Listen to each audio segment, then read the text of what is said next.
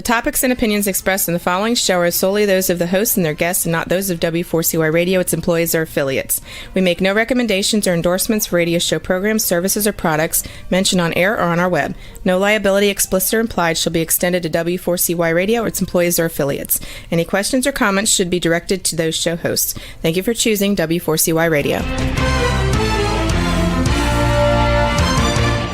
Welcome to the Ask the Expert show on W4CY Radio and Talk4 TV, where we bring you educational information from top local experts in the fields of legal, health, financial, and home improvement. Now sit back and listen to experts in family law, association law, hearing loss, business brokers, home care, along with many other topics. Now here are your hosts, Steve-O and Sophia. Hey, good afternoon, Houston. Welcome to another Ask the Expert show, the 16th year with Ask the Experts. We're on probably more platforms than any other show in the country. We are on 75 platforms. There's so many ways that you can get to our show. We have a very special show for you today.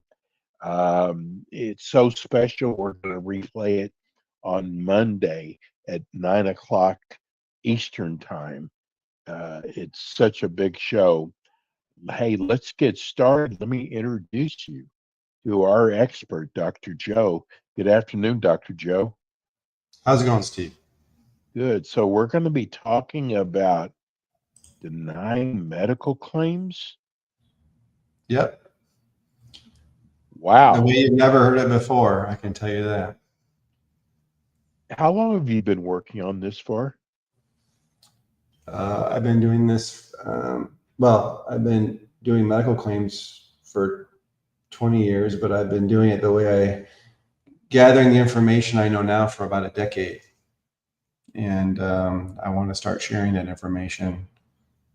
Actually, I don't know if you watch the nightly news, but this past week or month, they have a whole segment called The Cost of Denials, if you're familiar with that at all. But, it's amazing. Every night or once a week, whatever, how often they're doing the show, they, interview a family or a patient who's been denied a medical benefit by their insurance, usually because it's supposedly not medically necessary. And then lo and behold, after they air it on national TV, suddenly the what wasn't medically necessary has somehow magically become medically necessary, and they're happy to report that so and so has rethought the claim and is not going to cover the service.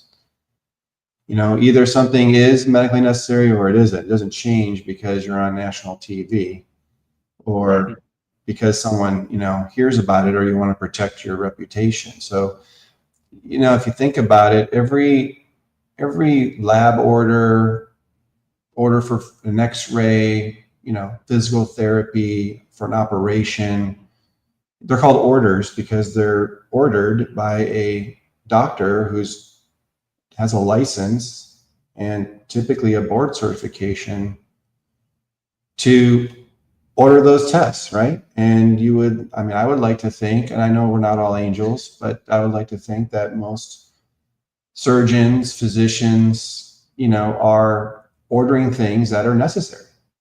I don't think you believe your doctor is ordering things and having you take things and prescribe things that aren't necessary. Right.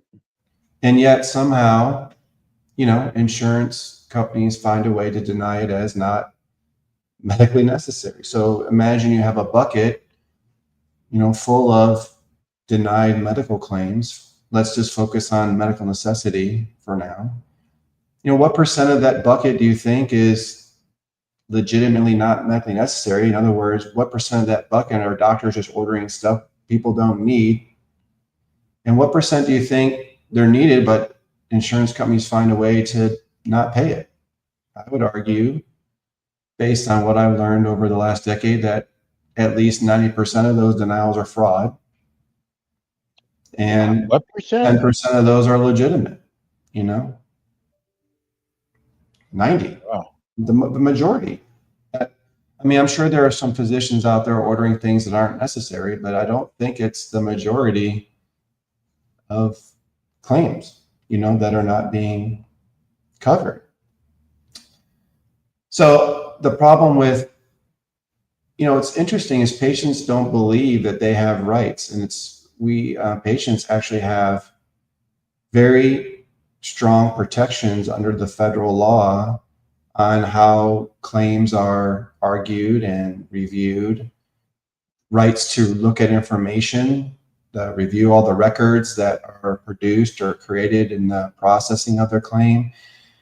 And because insurance companies have made the process of claims so complicated that they literally can defraud you right in broad daylight.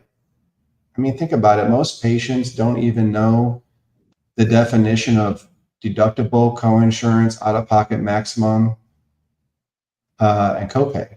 They don't really understand the complete, in-network, out-of-network. I mean, I haven't even talked about a benefit yet, other than benefit limits. Now you want that same patient to argue that something they think they need and insurance says they don't need, they actually need. What's the chance of that going to be successful? It's like going to a courtroom and the other side has 100 lawyers and you don't have one. Yes. And the irony is that patients, I guess it's the ignorance, and I don't mean it in a derogatory term, but they think that their doctor knows how to do all this stuff. They think it's the doctor's job to do all this stuff, like you're going to make the money on it. You should be getting my approval for surgery, but it's your surgery. It's your medicine. It's your therapy. It's your lab tests. Patients don't know the rules, and doctors don't know the rules. And think about, our staffing, doctors don't employ PhD billing specialists. In fact, there is no bachelor degree in medical claims billing. There is no master's degree in medical claims billing. There's no PhD offered in medical claims. The whole industry is it's like a apprenticeship. The way that people who work in the industry learn about the industry is like a hand-me-down. So, and I choose these names for a reason. I'm sure it'll be obvious, but it's like Dorothy or Helen taught Kathy, taught Betsy, taught Brittany, taught, whatever the latest name is now for a girl or boy. It's a hand-me-down of information that's all propagated by the insurance company. Who are these people calling when they can't get something paid? They call the person who didn't pay it. And then patients actually think that the person on the other end of the phone wants to pay it, and that they're going to tell you all the things that you need to do to get it paid. And think about how crazy does that sound? The person who's going to write the check, who told you they're not going to pay for it, is now going to suddenly tell you what you need to do to get it paid for after they just told you they don't want to pay for it? Do you really think that happens, Steve? Well, we have it. One of our shows we used to do, it was a health claims attorney. Yeah. And all she did was go through hospital bills, not doctor bills, but hospital bills, and would find all the things that were wrong with it and the ones that didn't want, and the insurance companies. She made a pretty good living. Well, I've never met an attorney that knows what I know. In fact, I've used attorneys to enforce rights, but I have to tell them, everything they need to be arguing, and then they know the law and how to fill out the forms and process it through the system. But it's a shame that patients have all these rights. They don't know they exist. I'm going to tell you what they are in a minute. And even if they knew their rights, they wouldn't, they're not taught or know how to exercise their rights. So in fact, they have no rights because they don't know the rights they have, and the rights they do have, they don't even know how to exercise the rights. But I think of your rights with claim denials is equivalent to your Miranda rights when you're arrested or convicted of a crime. You can kill someone, and if you're not read your Miranda rights, you go free in this country. If you're not afforded due process, we in this country value process over the fact that you're going to walk free from killing somebody. That's how important due process is.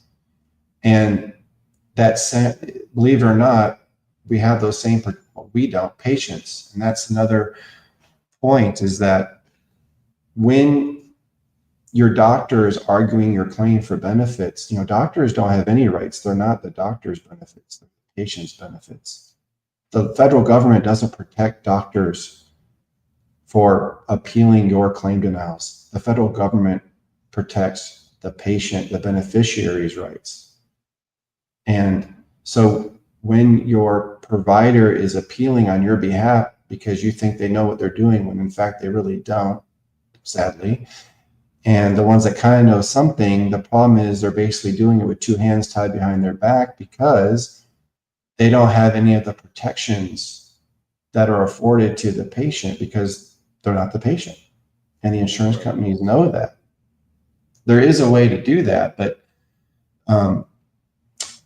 there's a law out there, it's called ERISA, which is an acronym, ERISA, and the statute is 29 CFR 2560-503-1, 29 CFR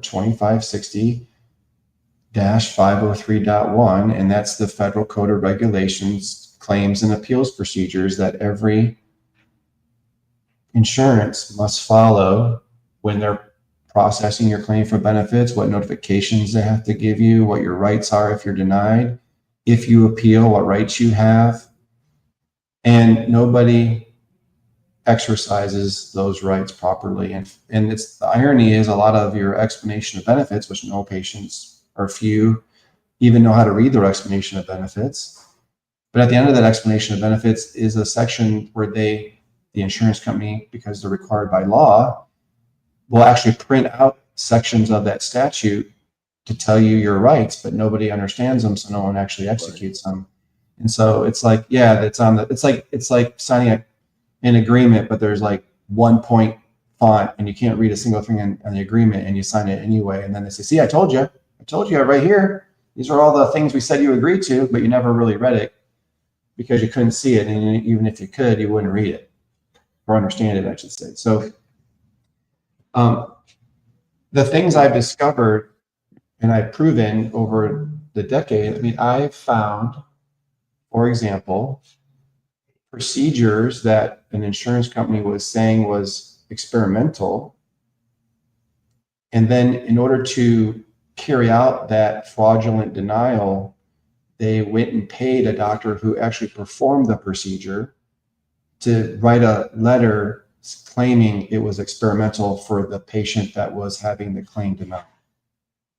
Oh my gosh. I have all the proof Wow. of that. I won't put it out there for you, but so imagine you are going to have an operation, and that operation, your insurance company says is experimental. In order for that company to uphold that denial, they have to find a doctor, this is what the law says, who's trained and experienced in the field of medicine that they're opining on. Okay.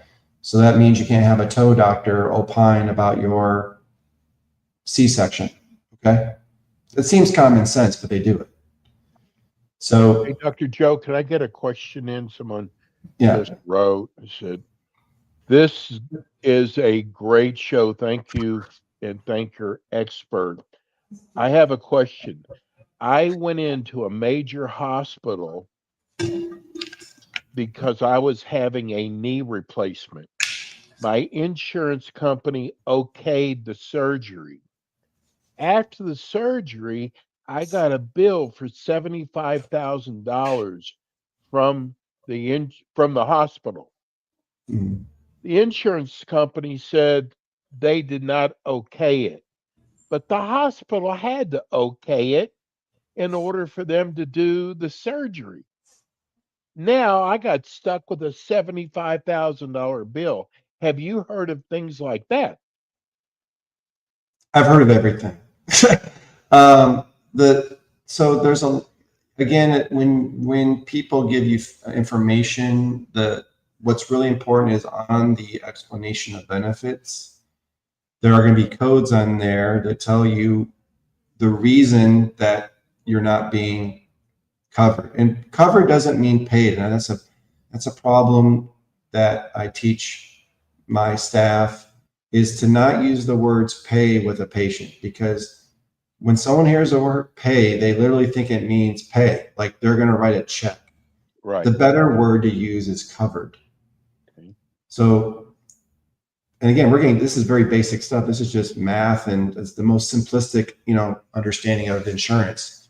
And this is the problem right here, Steve. I mean, we're talking about something so simplistic as the bill, but the question is, first of all, if something's covered or not. That's what you want to know. If it's covered, then that means that the charges will apply, whatever's allowed will apply to your benefit level. So let's say something's covered and it's, $500 and you have a $5,000 deductible. Well, yeah, your insurance will cover that $500, but the patient will pay the $500 because the patient must contribute their $5,000 before the insurance contributes a penny.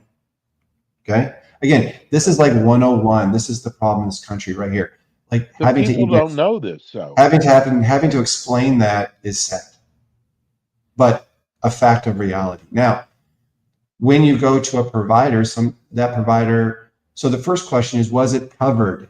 Because if it wasn't covered, then you have to know what is the reason that they're not covering it, which they have to tell you. Okay.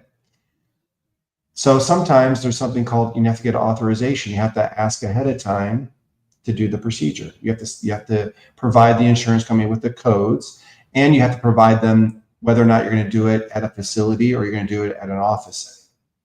And then tell them which facility. And then they can do one of two things. They can deny it or they can approve it. And if they deny it, then they have to tell you why they're not approving it. And if they approve it, then you don't care why they're approving it. All you care is that they're approving it. right. Now let's pretend that these services were approved. And the next question will be, really comes down to money. Because once it's approved, it's covered. Then the question is, how much are you going to pay? How much is your insurance going to pay? There's the word pay, okay? It's covered. Now, who's going to actually write the check? So if you go to a network provider, that means they have a deal. The insurance company and that provider have a pre-agreed amount for every single thing that could possibly be done in that hospital that has a code, okay? Everything we bill is in codes. And that it's like, hey, a widget is normally $10, but you know what? We have a deal. It's only $2 for you. So if you go there, it's going to be $2 because they have a deal, which that's what's called being in network. All right. Okay. But if that facility doesn't have a pre-negotiated deal for all the prices that they're charging, then that's called out of network. It's called what? Out of network. Okay. Out of network does not determine if you're covered. Covered is a determination of your benefits. Like we cover boob jobs. We don't cover boob jobs. It doesn't matter in or out of network. You either you have insurance to pay for your boob job or cover your boob job, or you don't. Normally people know boob jobs are not covered. It's considered plastic surgery. That's why I use that one. Everyone knows, your employer isn't going to pay for your double D tits. Okay. It's not going to happen. All right. So, but if you have appendicitis, people would generally agree that's a medical necessity emergency that needs to be treated and therefore will be covered. Okay. You follow me? You're reading. Yeah. All right. So then the next question, so it comes to if it's in or out of network, and all that determines is the amount of money that's going to be up for, need to be paid at some point, whether it's pre-negotiated discount amount or a unnegotiated amount. Okay. So if this surgeon for the knee replacement, if that was a covered procedure, then it's covered. Okay. And then the question is, was it performed at the facility where the doctor told them it would be performed ahead of time? The insurance does a really good game with patients. It's really terrible. What they'll do is let's take the person who chimed in with the knee replacement. Okay. What the insurance will say is that no auth is required. Okay. They'll say you don't need permission.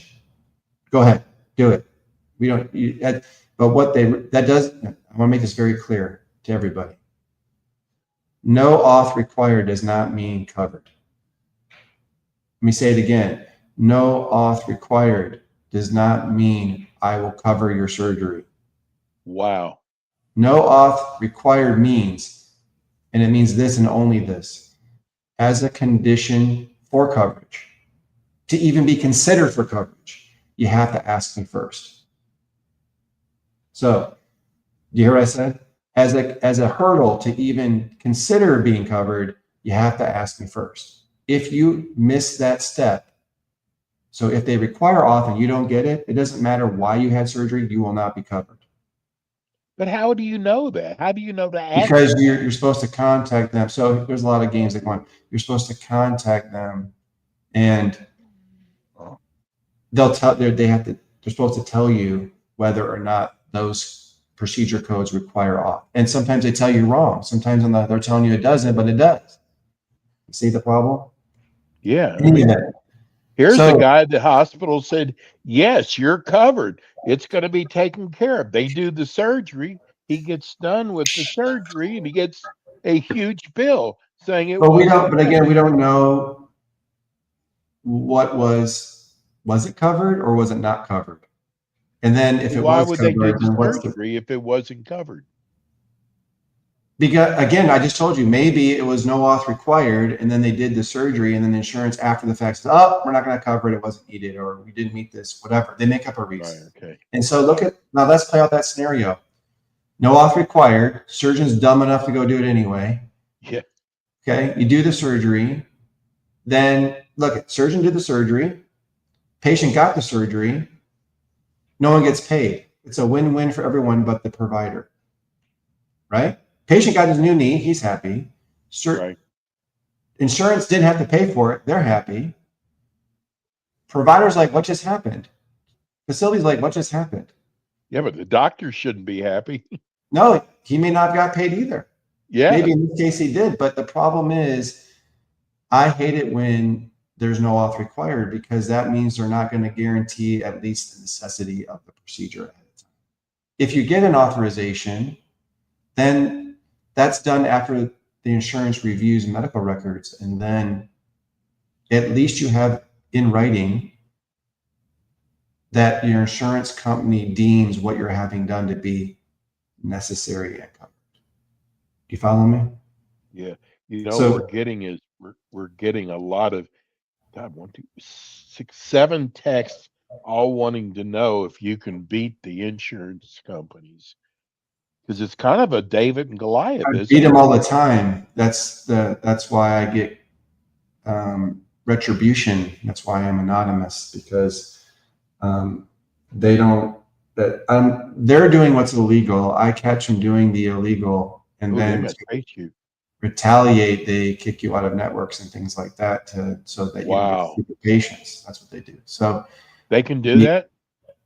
Well, yeah. There's nothing illegal about not having you in their network. Right? Wow. A network is just an agreement for pricing. There's nothing else about a network. People think that, there's a lot of propaganda out there. Don't go out of network. Oh, you're going to get screwed. You're getting screwed by not choosing doctors based on who is good and who does what that you like.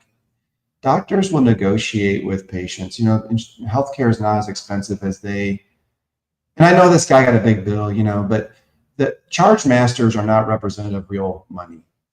Okay. I mean, Tylenol's, $100. Those aren't real dollars. Okay. Look at any in-network. Let's take that bill for $75,000. I bet you if you had an insurance contract, it would be $6,000 or $7,000 real money, And what patients don't appreciate is that if you went to the hospital and said, look, I got $7,000 cash right here, you give me the same deal, they'll be like, hell yes, we will, because they don't want to deal with all the BS either. So, people think that surgeons get tens of thousands of dollars to do surgery. We don't. We don't get that kind of money to do an operation. Cardiothoracic surgeons get, $3,000 to do a bypass operation. It's terrible. You'd think that'd be 30 grand or 50 grand to crack your chest open, stop your heart, replace your blood vessels, sew you back up. It's a few $1,000s. The hospital gets $100,000, not the doctor. Here's a text from Sugarland. They said, I got steri strips done, and I got a bill for $280 for steri strips. And I tried to fight the insurance company, and I got nowhere. How do you get through with these insurance companies? Well, again, that's a problem with any of these questions. I hate to say it, but the devil's in the details. And the only thing wrong than no information is misinformation. When you go into a claims appeal process, it's like going to the courtroom. That's really how you have to view claims appeals, because every patient in this country that has a claim filed through an insurance company has the right to sue them in federal court if they're not happy with the decision after they've exhausted the appeal process. That's written in the federal statute that I've read to you earlier. Okay? That's the federal government telling you that if you're not happy with your appeal, you have a right to sue. The issue is that when you go to have a judge review whether or not the insurance company abused their discretion, right? They abuse their power to determine whether or not something should be covered. They can only review the records that you've accumulated during the appeal process. You can't go in there after the fact, a year later and start drudging up details and facts. They won't look at them because they're only allowed to review what was presented at the time of the claim and during the appeals process. Okay. And what's very powerful about ERISA is that patients have a right to review every single document, email, transcript that was generated in the course of their claim processing by law, free of charge. If you get denied a benefit, you can write your insurance, write your employer if you're self-funded. That's another avenue that most patients don't understand. 80% of people in this country are insured through a self-funded plan, which means if you work for Shell, ExxonMobil, Apple, Minute Maid, you name the big company, those guys have boatloads of cash. They don't need Aetna's or United or Blue Cross's money. What they need are the claims administration services. So when you have Shell and Shell uses United Healthcare, you don't have United Healthcare insurance, you have Shell insurance. People don't understand that. And Shell and all of these, they're called plan sponsors, they have the duty, the legal obligation to make sure that you're not getting screwed over in the administration of your benefits. So ultimately they're responsible. They'll tell you they're not responsible, but they are. So if you go to your employer, they're always like, oh, we don't do the claims. You have to call United. You got to call Aetna. Well, what you want to tell them is look at 29 USC 1105. That's co-fiduciary duty. 29 USC 1105. It's called co-fiduciary duty. A co-fiduciary means that, first of all, a fiduciary is like your mother. Hopefully you got a good mother, Steve. And your mother is supposed to do what's best for their child. And your plan is supposed to do what's best for you as their beneficiary, okay? So that would mean they can't defraud you, right? They have to help you. But that's not usually the relationship you're going to get. You're going to get the go fuck yourself, talk to United Healthcare is what you're going to get. Or talk to Aetna, talk to Blue Cross. We don't do that. We pay for that, And they do pay for that. And I understand why they feel that way, because they pay a lot of money to have these companies administer their benefits for their employees. I mean, heck, you got 30, 40,000 employees, their job is drilling oil. Their job isn't processing your, tonsillectomy or your appendectomy. That's what they hire these guys for. But that doesn't mean they're not responsible. And so you have to see the thing about law, Steve, and the enforcement of your rights is that if someone knows you don't know your rights, then it doesn't matter if you're right or wrong. They're not going to do jack shit about it. Right. The same reason, I mean, think about it. If you could drive around Houston at any speed you want and you get a ticket, but you know that they're never going to enforce that ticket, you're going to drive however fast you want. Right. Okay? You have to be right, number one, and you have to have a remedy, number two. By remedy, I mean they have to know that you can sue them and you're willing to sue them, and you'll go out and get a lawyer and you will sue them and you'll win. The nice thing, and what I love about what I do, is I know before I start if I'm right or wrong. This isn't a car accident. This isn't, bystanders. No, he ran the red light. No, actually that guy, he turned first. And then the other. You're not trying to recreate the scene of some crime where there weren't any cameras and it's a he said, she said. This is a factual claim. Everything is about the facts. How time consuming is it, Joe? Of course it's time consuming, because So you have to. Each claim that you have have. Right. And then that's how they get you, because they know you're not going to argue over $50, $100. So now imagine how many claims are being processed per day in this country. I don't even know the number. I mean, it's what, millions of claims a day, right? There's millions, hundreds of millions of people. How many claims a day? It's ridiculous. What if you could steal, $50 a claim, or $20 a claim, or 100 here and 500 there and 200? How rich would you be? Wow. Yeah. Just look at healthcare costs have gone up exponentially. It's the number one. Look at the last CPI report. Healthcare is going up faster than any other. Insurance in general is going up faster than any other expense in this country. And yet, how is it that Cigna stock, United stock, Aetna stock, how are all their stock prices at all-time high? I know United got hit recently, but still all-time. How are their graphs look like ski slopes going up? If supposedly healthcare has just become so expensive, and it's simple. They don't pay. They collect and they don't pay, and they steal and they do it day in and day out. And it's sad, but it's, if you don't know your rights, that's on you. That's on you. Most people don't, do they? Nobody does. Not a single person knows what I'm telling you right now. I'm telling you, no one knows. That law has been around, I think, I'm going to misquote myself, 68 or 73. I mean, that's how long ERISA has been around. That governs rights for claims administration, and not a single person knows what the hell I'm talking about.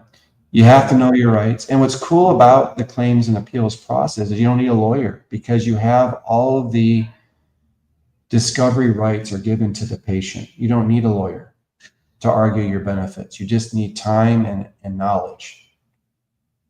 And if you are persistent and you're right, eventually you're going to win, because no one's going to go to the courtroom when they're wrong, and they know that that you're right. Someone just wanted to know what your success rate is from these claim denials. Well, that's a loaded question. I only argue when I'm right, and when I'm right, I win 100% of the time. But you're right from the beginning. You don't have to do a lot of work to find out if you're right. That's the beauty of it. You can find out if you're right easily. Do you follow me? Oh, absolutely. If you know what you're doing, you're going to know if you're right at the beginning. Let me give you a quick example. Real simple. They do this all the time. Let's say that you're a provider. You need I'm going to use surgery. It could be a medicine. It could be physiotherapy. It could be long-term acute care. I don't care what the service is. That's another beauty of it. Once you learn it, it applies to every single claim, period. It doesn't matter what you're arguing about, which is beautiful. Let's say that you need, you have a kidney stone removed. Okay, you need a kidney stone removed, Steve. And your doctor, on your behalf, because that's the way this country's set up, and that's how the contracts between the doctor and the insurance company are written. That's another fraud, is the contract that the doctor has, if they're in network, says they have to get an authorization. They're required under their contract. Your health plan may not actually require that authorization that the insurance company is making your doctor get. They're using a contract with the doctor to override your health benefit plan, which is illegal. You can't do that. So anyway, the doctor calls and the insurance, staff, Sally, the 23-year-old is doing his billing, calls the insurance company, and they tell that girl that called on your behalf that you don't need an authorization to get your kidney stone removed. Okay? It's on the phone. It's verbal. Sally calls you up. Steve, great news. No authorization required. Doctor said, go ahead and get it scheduled. We're going to go ahead and get that kidney stone taken out. You go to the operating room, you get your kidney stone taken out. Okay? Afterwards, you submit the claim. Your doctor submits the claim. Denied, not medically necessary. No, my bad. Denied, no authorization. That's what I meant to say. Denied, you didn't have an authorization. And then you're like, well, doctor, you told me I didn't need an authorization. And the doctor's like, yeah, I know. Sally told me we need an authorization. And Sally's like, yeah, I know. The insurance told me we don't need an authorization, right? Where's your proof? You don't have any. Yeah, you can't prove a negative, Steve, last I checked. Right. Yeah. It's like saying we don't have an agreement. No, yeah, we do. Really show it to me. You don't say, prove to me we don't have an agreement. You say, prove to me we have an agreement. No one ever says, prove to me we don't have an agreement. How could you prove you don't have an agreement with somebody? You can only prove materially that you do. And so, right. The thing is, when you call the insurance, they give you this call reference number 215869. Well, guess what? When you call them to get that call reference, we don't have any call reference number from Sally on September 11th. I don't know what you're talking about, sir. And you'll never win that one. So I wouldn't argue that one. But I'm not dumb enough to do that. So I don't. You would not have argued that. Of course not. How can I win? Okay. I can't prove that no auth was. Now, you know what you need to do is you have to make sure you get that in writing that no auth is required. Then when they deny you for no auth required, now you have it on paper. Now you can win. See? Easy one. You just show them the proof. You're denying me for no auth, and here's the auth. Go fuck yourself and pay my claim. So you do that with all your patients? Right. You get it in writing? Right. And if I don't, then I make the patient guarantee the payment. Okay. Because, and this is the thing, the patient will call their insurance. Pay all this money for insurance. The doctor says you're not going to give them an authorization. And then the insurance will be like, they like to put the doctor against the patient. That's their best move, is to make the doctor. We're all douchebags. And they'll say, well, that should be covered, Mr. Jones. Of course, we're going to take care of you. We love you. Your doctor should do that operation. I don't see any reason why that shouldn't be covered. Will you put that in writing? No, I can't put it in writing, but I see no reason whatsoever why that. You definitely need to get that kidney stone removed, sir. We're going to cover that. But if the patient's smart, which they're not smart when it comes to this, right? They're going to then call their doctor. Well, I called my insurance company and they said it should be covered. So I need this kidney stone removed, and they put the doctor in the middle and make him the bad guy. These aren't doctors' benefits, people. These are your benefits, okay? And you need to understand how the system is set up. And the system is set up not in your favor. You're in Vegas and they're the house, okay? And you're the guy trying to beat the system. So, but the good news is that there are a lot of protections, but you just have to know what they are and you have to learn them.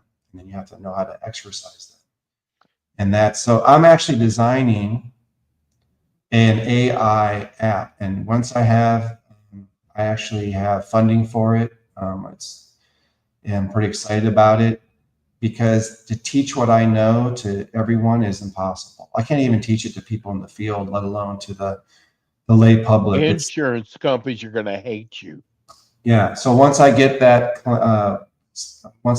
set up, I'll advertise the website to you in a future show, and we'll take email addresses, and then once we get some working product, we will email people. And it will be an app that you can, ask it questions. It will generate documents. It's going to write letters for you. It's going to know the law. It's going to know, you're going to be able to upload your denial letter, and it's going to analyze it and tell you what, the strategies are to get that covered, or tell you that, you're wasting your time.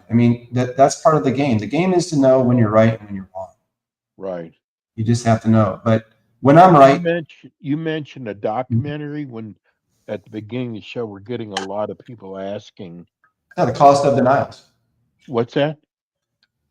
It's not a documentary. It's a new NBC Nightly News. Okay. They're running called The Cost of Denial. I mean, they had one on there. I watched it. Like this. It was a black family. The daughter needed back surgery. She was like in excruciating pain. She had Aetna. Aetna said it wasn't necessary to have back surgery. They did a GoFundMe. They raised $30,000 to help offset some of the cost of this back surgery, which she eventually got. After she got the surgery, Aetna always said it was not necessary. And then they aired it on NBC, and lo and behold, guess what Aetna did? What do you think they did, Steve? When it was aired on NBC over the entire, broadcasted across the They entire paid for it. Yeah. Well, we decided after we had someone else look at Yeah. it, and we decided miraculously They that had a now it's change of medically heart. necessary. They had a change of heart. We're the good guys, you know? Bullshit. I'm telling you, I think I told you before the show, or maybe did I tell you on the show about the surgery? People get surgery, and then doctors that are denying the surgery say it's experimental, are doing the exact same surgery, but they're signing their name to letters saying it's experimental to deny someone else the same benefit. Insurance companies are paying doctors to do that.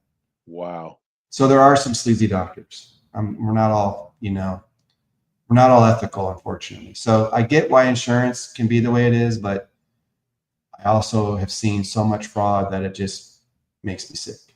And so that's why I'm so passionate. Can you imagine the millions of people who just walked away from this? All the time, because they couldn't win.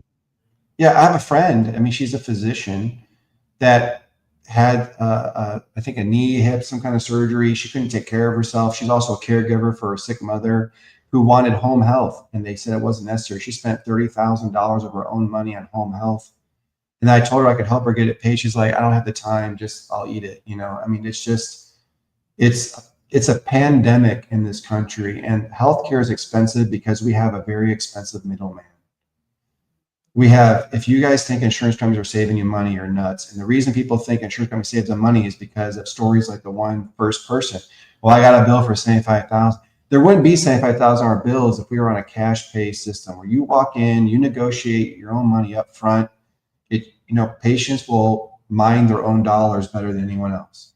They'll decide what is necessary. They'll decide what isn't necessary. They'll decide where they want to spend their dollars, and they'll negotiate with providers to get what they feel to be the best price. That's how you bring down healthcare costs. But instead, these guys are stuffing their pockets, and they're stealing from patients, and they're stealing from the self-funded plans. They do it shamelessly in broad daylight, right in front of your face, because nobody knows what the hell's going on. You're not going to gain any friends out of the show. You know that, don't you? No, of course not. No.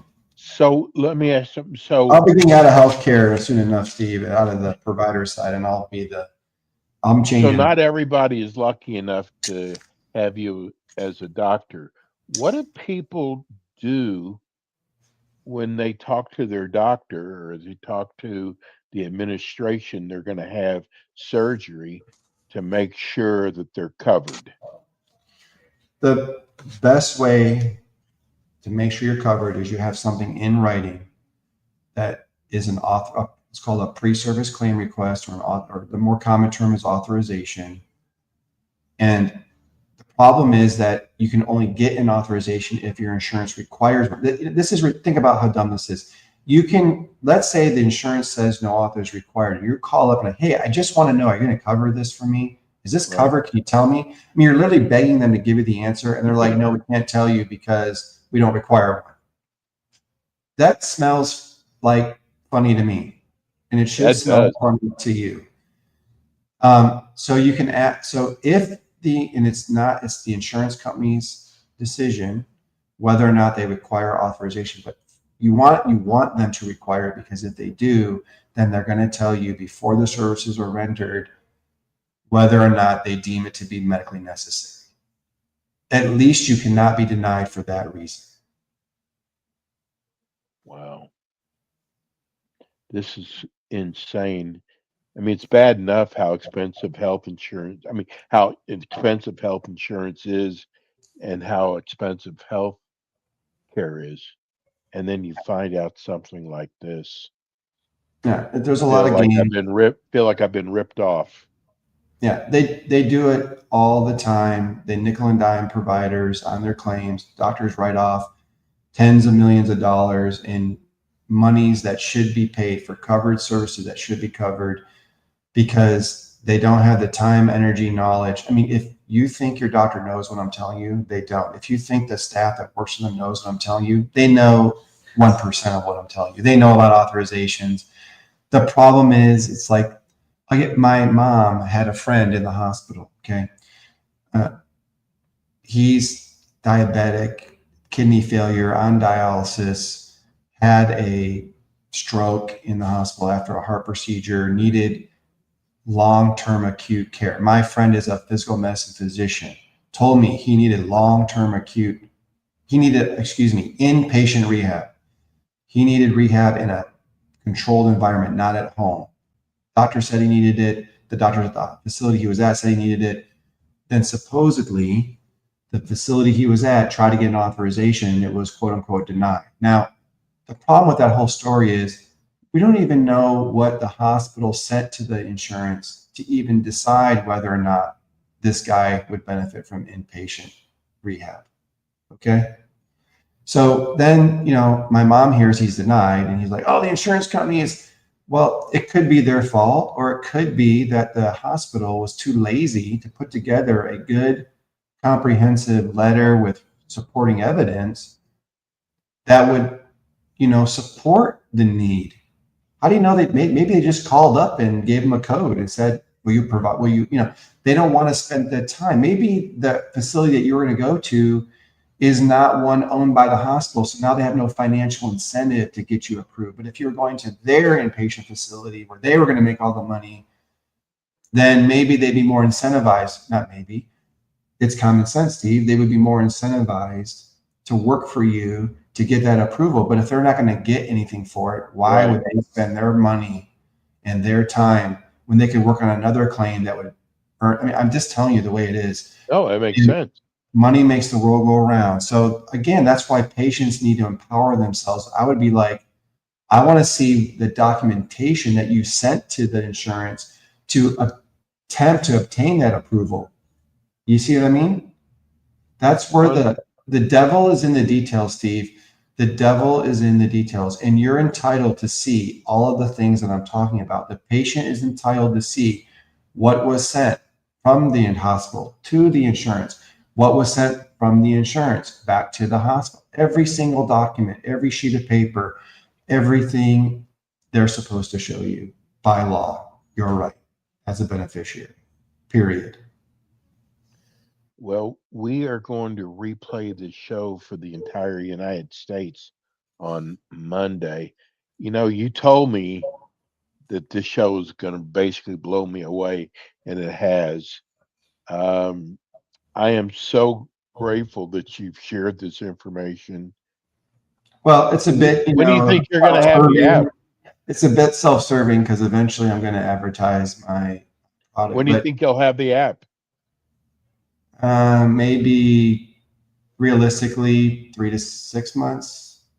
We're going to do it in stages. So right now we're doing a simple model, and then after we nail the simple model down, then we're going to grow. I mean, it's going to be like an organism. It's going to be like a child that we have to grow and teach and perfect, because each one of these denials has certain strategies and things that you need to know. There's always the basics, but the beauty of claims and appeals, Steve, is that once you learn the process, you can apply it to every single claim for your whole life, for your whole family, for all your friends, over and over and over again. And the insurance companies are not used to dealing with somebody who knows what they're doing. That's how they take advantage of that.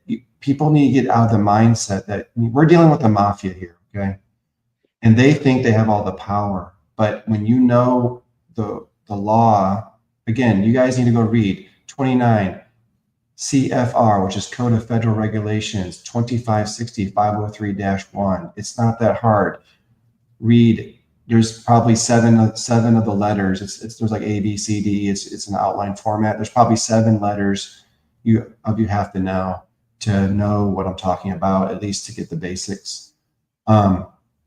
It's so empowering to write an insurance company telling them what it's going to be, not asking them what it's going to be. It's Well, it very, sure pissed off Luigi. I mean, that's not the way to go about doing it, murdering the CEO of United that's Healthcare. just the culmination of the frustration of what this country's healthcare has come to, and most claims are paid and done, and I get it, but there's a high percentage that aren't, and they're getting rich off that high percentage at the expense of everyone else, period. Dr. Joe, thank you so much. Like I said, we'll be replaying this show at 8:00 Central Time on Monday. People need to give me specifics if they call in or write in the best thing would be to scan your EOB and display it for at least you to read or me to read, so I can look at the actual fact, and then you can get a good answer. You need the explanation of benefits to get an answer of what's going on, at least the starting point. Unfortunately, I went here and this happened, I got that. That's not going to really allow me to educate, effectively, because the information is ambiguous. Dr. Joe, thank you so much. Have a good day. Take care. Hey, that's going to do it for us today. What an incredible show. We'll see you next week with more Ask the Experts. Thanks for tuning in today to the Ask the Expert show on W4CY Radio and Talk4 TV. Tune in next week and every week to hear more from our experts on personal injury, insurance, air condition repairs, estate planning, Medicare, and many other topics in the areas of legal, health, financial, and home improvement. See you next week.